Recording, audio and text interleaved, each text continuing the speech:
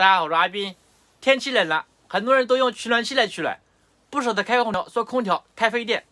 真的是这样吗？现在我们就来对比测试一下，看看区别到底有多大。这里有3种取暖器，一个空调，我们就拿这些来对比一下。我们就拿这个电力检测仪来测试一下真实的耗电情况。把电插上去，这里有2个档位，一个小档，一个大档。我们先测试一下小档。你们看，这个小档已经快接近400瓦了。再看一下这个大档，你们看，现在已快接近800瓦了。这个取暖器非常的小，但是它的功耗耗电情况有800瓦，等于说1个小时能耗0.8度电。好，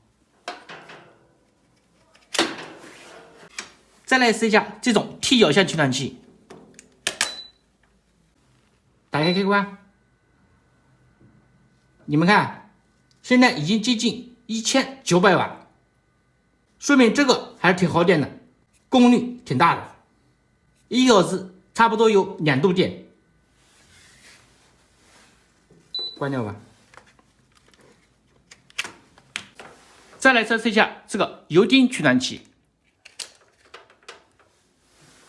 打开，你们看，这个最大档快接近2200瓦，等于说1个小时耗电有2度多。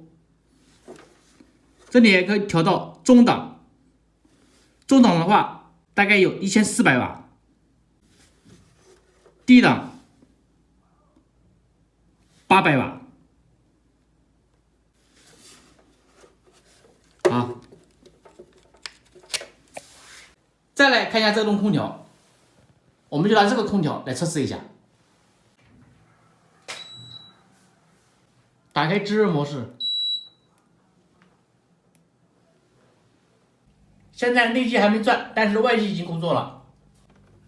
你们看，现在显示大概在500瓦。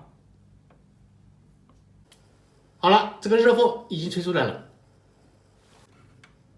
好了，你们看，现在只有630瓦左右。关掉吧。但是像我这个空调是个1匹的，也没有电加热，所以说功率要小一点。如果正常1匹半的，有电加热的，一般呢可以达到1800瓦左右。所以通过刚刚测试，空调比取暖器功耗更低，反而更省电。而且取暖器发热只有局部性的，只有附近有点热度，不像空调满屋子都有热量，所以效果会更好。现在你们知道了吧？所以使用空调比使用取暖器更划算。